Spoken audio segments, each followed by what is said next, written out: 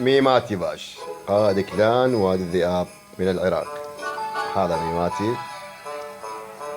خد شوية نوضح لكم.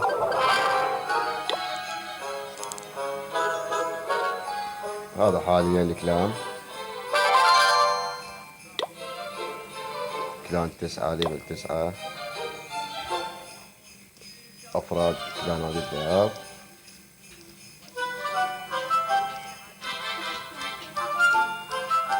طبعا أكثر من 6 أشهر أو 7 أشهر. الخصم كله من شرق آسيا، كله شرق آسيا. الحد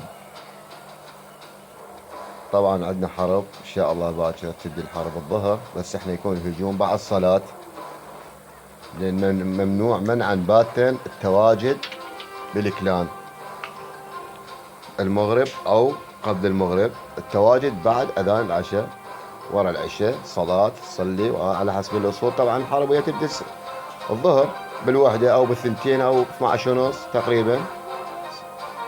بس التواجد للهجوم بعد العشاء.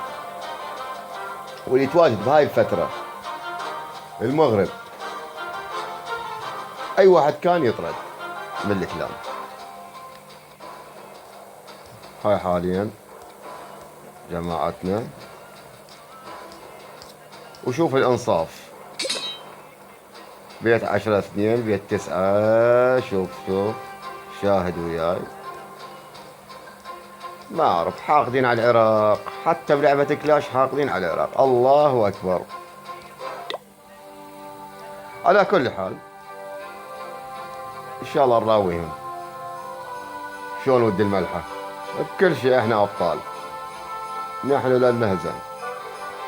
وإذا اهتزت الأرض تحت قدميك فاعلم أن وادي الذئاب قادمون، وإلا طحن.